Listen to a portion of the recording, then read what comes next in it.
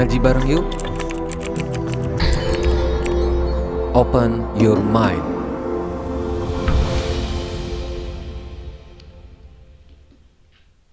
Assalamualaikum, ahli surga. Tabi pun. Bismillahirrahmanirrahim. Alhamdulillahirabbil alamin. Arrahmanirrahim. Maliki yaumiddin. Iyyaka na'budu wa iyyaka nasta'in. Ihdinas syiratal mustaqim. Syiratal ladzina an'amta 'alaihim ghairil maghdubi 'alaihim waladdallin. Amin. Amin. Amin ya rabbal alamin. A'udzu billahi minasyaitonir rajim. Bismillahirrahmanirrahim. Innallaha wa malaikatahu yusholluna 'alan nabi. Ya ayyuhalladzina amanu shallu 'alaihi wa sallimu taslima. Rabbi shrah li sadri wa yassir li amri wahlul 'uqdatam min lisani yafqahu qawli. Rabbi zidni 'ilman warzuqni fahman. Shadaqallahul azim. Ahli surga yang dimuliakan oleh Allah Subhanahu wa taala. Jumpa lagi dengan Kiai Ikada pada kesempatan yang berbahagia ini. Kali ini, di channel Karya Generasi Surga ini, Kiai akan mencoba mengajak kembali para ahli surga untuk belajar bersama, mengkaji bersama, dan mengulas bersama-sama dengan tema poligami. Ini tema favorit biasanya. Dan mungkin kita sudah banyak mendengar ada dua penilaian dari tema ini. Ada yang setuju dengan persyaratan, ada yang tidak setuju. Apapun dalil-dalil memperbolehkannya. Pada tema ini, Kiai akan mencoba memberikan dalil-dalil terbaru dari ayat-ayat Al-Quran. Mungkin kita, Kiai dan para ahli surga di rumah, sudah sering mendengar surat An-Nisa ayat 3 yang dijadikan dalil-dalil untuk memberikan hukum diperbolehkannya berpoligami. Kalimat yang sering Kiai dengar yaitu fankihu ma toba lakum minan nisa'i masna'a wa thulatha'a wa ruba'a. Kalimat ini yang sering Kiai dengar bahkan sampai sekarang. Dari ayat ini maka keluarlah diperbolehkannya berpoligami dengan beberapa tafsir yang menunjukkan syarat-syarat diperbolehkannya poligami.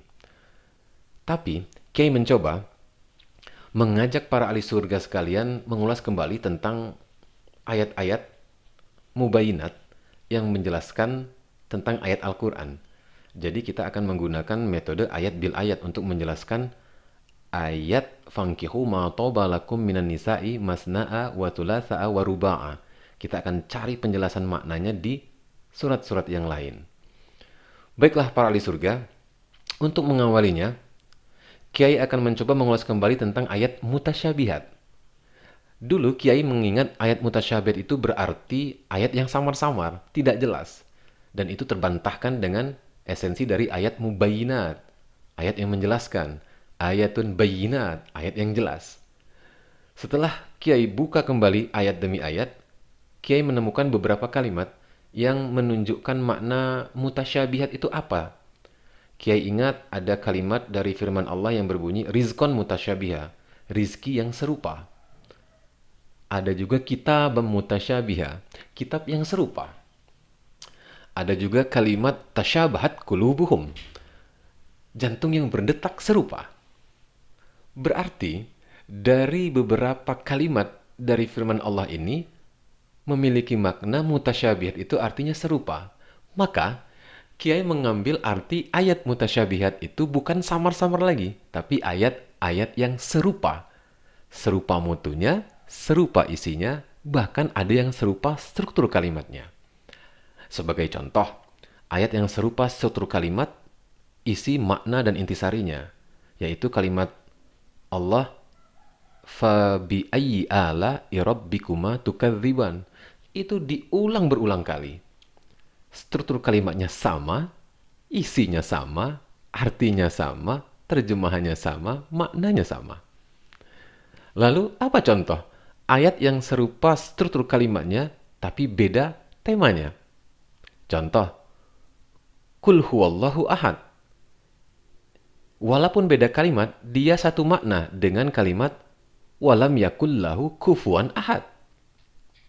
Kul huwallahu ahad sama maknanya, walaupun struktur kalimatnya beda, tapi memiliki satu makna. Walam yakullahu kufuwan ahad. Itu mutasyabihat fil makna, berbeda di struktur kalimat. Tapi ada yang sama di struktur kalimat, namun beda tema. Contohnya di ayat wudu dan tayamum. Kalimat yang Kiai ambil contoh sebagai ayat mutasyabihat yaitu kalimat famsahu biru'usikum dengan kalimat wamsahu biwujuhikum. Yang satu ayat tayamum, yang satu ayat wudu. Sebelum Kiai menemukan ayat mutasyabihat ini, pemeraktekan wudu Kiai ketika mengusap kepala itu sebagian kepala. Kata perintahnya, famsahu biru'usikum, masahabi kata perintahnya.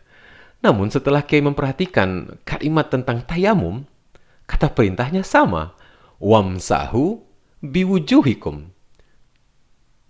Cuma beda tema atau beda objek, yang satu kepala, yang satu wajah. Ketika tayamum dengan kata perintahnya yang sama, Kiai mengusap seluruh wajah.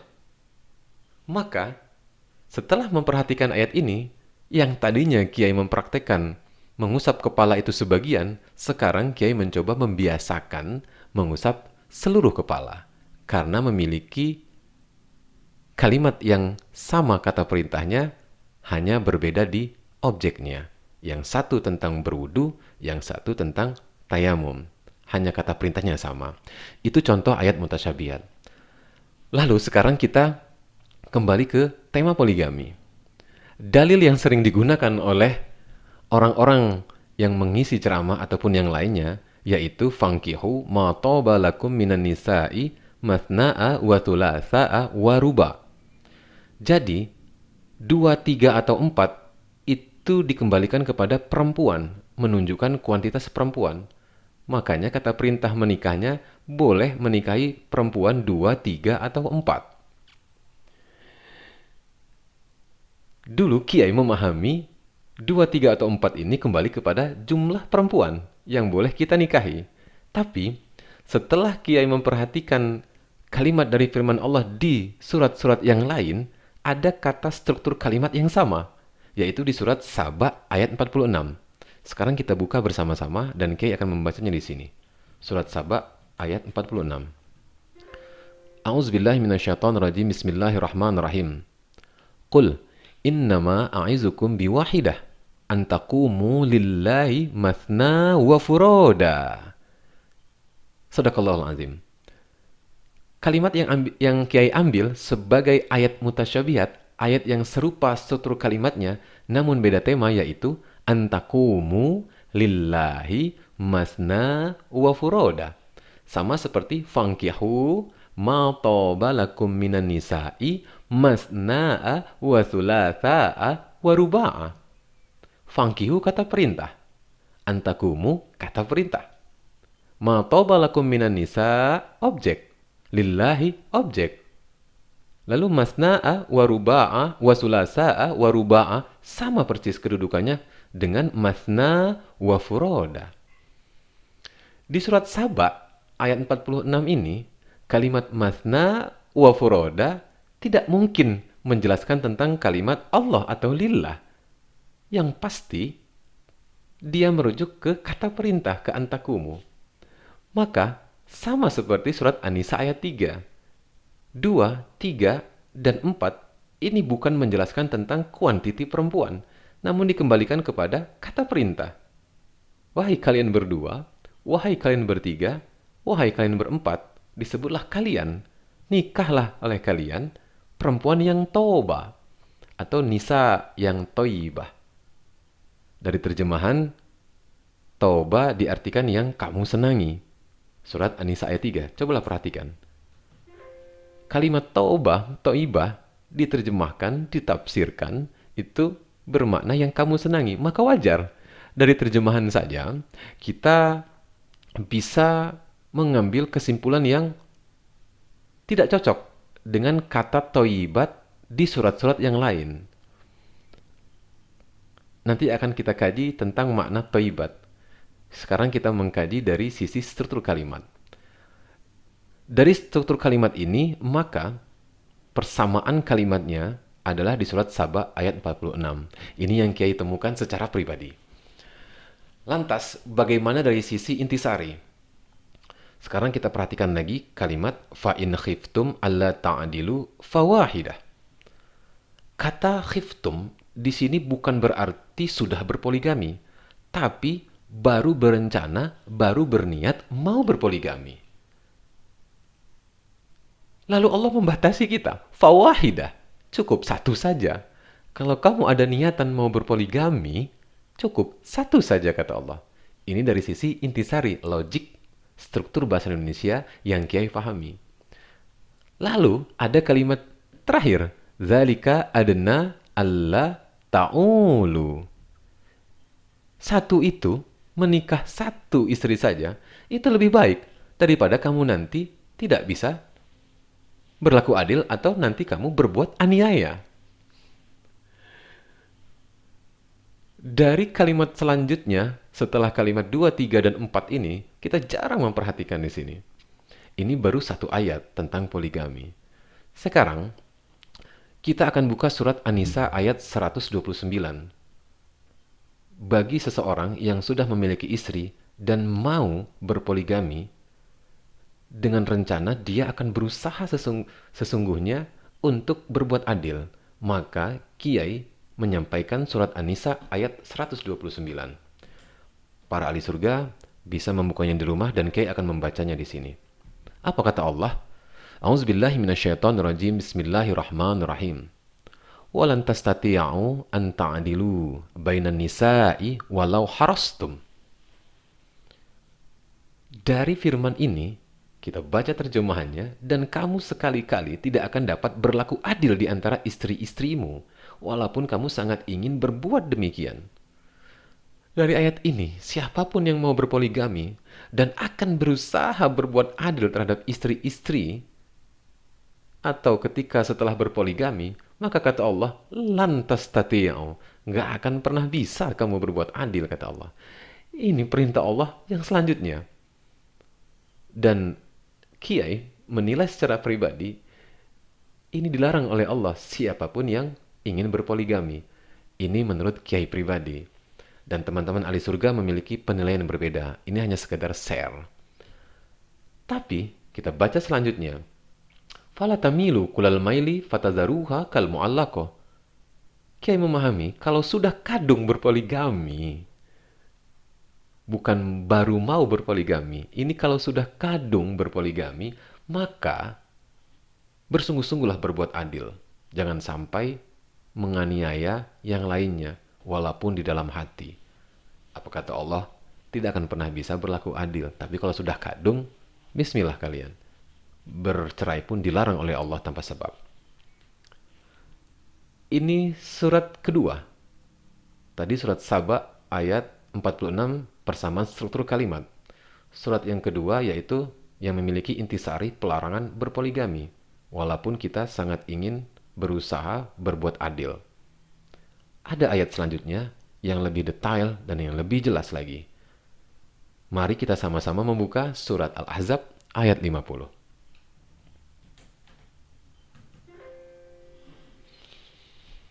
Para ahli surga bisa membuka kitab Al-Quran di rumah, surat Al-Ahzab ayat 50. Dan Kiai akan membacanya di sini. A'udzubillahi minasyaitonirrajim. Bismillahirrahmanirrahim. Ya ayuhan nabiyyu, inna ahlalna laka azwajaka allati ataita ujurahunna wa ma malakat yaminuka mimma afa Allahu alaika wa banati amika wa banati ammatika wa banati khalika wa banati khalatika allati hajarna ma'aka wa imra'atan mu'minatan in wahabat nafsaha lin nabi in aradan nabiyyu ayastankihaha khalisatan laka min dunil mu'minin. Kiai stop sampai di sini saja. Sekarang kita baca terjemahannya perlahan-lahan sambil mengambil intisari dari struktur kalimatnya. Hai Nabi, sesungguhnya kami telah menghalalkan bagimu istri-istrimu. Boleh berpoligami, halal. Yang telah kamu berikan mas kawinnya. Hukum memberikan mas kawin. Dan hamba sahaya yang kamu miliki, boleh nambah. Yang termasuk apa yang kamu peroleh dalam peperangan, yang didapatkan dari peperangan. Yang dikaruniakan Allah untukmu. Dan anak-anak perempuan dari saudara laki-laki bapakmu, boleh nambah. Anak-anak perempuan dari saudara perempuan bapakmu, boleh nambah lagi. Anak-anak perempuan dari saudara laki-laki ibumu, dihalalkan menambah. Dan anak perempuan dari saudara perempuan ibumu, boleh nambah lagi. Kita lanjutkan. Yang turut hijrah bersama kamu. Kalimat berikutnya, dan perempuan mukmin yang menyerahkan dirinya kepada Nabi kalau Nabi mau mengawininya, boleh nambah lagi dari perempuan-perempuan beriman. Apa kalimat selanjutnya? Sama-sama kita perhatikan dan kita baca pelan-pelan. Sebagai pengkhususan bagimu, bukan untuk semua orang mukmin, kata Allah. Kholisatan laka min dunil mu'minin. Hai Nabi, kami halalkan engkau berpoligami. Boleh nambah dari hamba sahaya. Boleh nambah dari anak paman bapak, anak paman, anak perempuan bapak. Boleh nambah dari anak paman dari pihak ibu, anak paman dari saudara perempuan ibu. Dan perempuan-perempuan beriman yang engkau mau mengawininya dan mereka mau dinikahi olehmu. Sebagai pengkhususan untukmu, bukan untuk semua orang mukmin. Bagaimana para ahli surga sekalian setelah memperhatikan kalimat ini? Tadi, firman Allah tentang poligami bukan satu saja. Ada ayat-ayat penjelasannya. Ayat-ayat mubayinat atau ayat-ayat mufassalat. Bahkan ini ada ayat mutasyabihatnya. Dari ayat yang terakhir ini, yang Kiai temukan ini, Kiai akhirnya berpikir kembali sebelum menyampaikan bahwasanya poligami itu hukumnya boleh dengan syarat-syarat dan lain-lain sebagainya. Tapi setelah membuka surat Al-Ahzab ayat 50, maka Kiai mengambil intisari. Kalimatnya seperti ini. Menikah itu sunnah Rasul. Selain Rasul, kita wajib menikah. Barang siapa yang tidak menikah berarti tidak mengikuti sunnah Rasul. Tapi kalau poligami, sunnah Nabi. Pertanyaannya, apakah ada Nabi setelah Nabi Muhammad SAW? Ini menjadi filsafat Quran dalam bentuk pertanyaan bagi kiai pribadi dan untuk para ahli surga sekalian. Maka, siapapun yang mendengar seseorang yang menyampaikan surat An-Nisa ayat 3 sebagai dalil diperbolehkannya poligami, maka ingatkan kepada sang penyampai. Yang pertama, fa in khiftum fawahidah. Yang kedua, zalika adna alla ta'ulu. Yang ketiga, walan tastati'u an ta'dilu bainan nisa'i walau harastum. Dan yang keempat, surat Al-Ahzab ayat 50. Apa kata Allah di situ?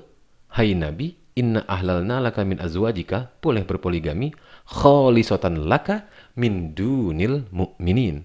Khusus untukmu saja, bukan untuk semua orang yang beriman. Demikianlah para ahli surga yang dimuliakan oleh Allah Subhanahu wa taala. Mudah-mudahan ajakan Kiai untuk mengkaji kembali, share ayat-ayat untuk para ahli surga sekalian bisa menambah ilmu, bisa menambah pengetahuan, dan bisa menambah wawasan agar bisa disampaikan kepada orang lain. Dengan sikap tidak boleh saling menyalahkan, tidak boleh menyesatkan, bahkan tidak boleh memponis seseorang itu salah dan sesat. Karena berbeda jawaban, berbeda penafsiran, dan berbeda pemikiran. Demikianlah para ahli surga sekalian. Ingat, nomor satukan kitab Al-Quran, nomor duakan kitab hadis, Dan nomor 3 kan kitab tafsir para ulama sebagai bahan pengetahuan, bahan bacaan keilmuan kita. Wassalamualaikum warahmatullahi wabarakatuh.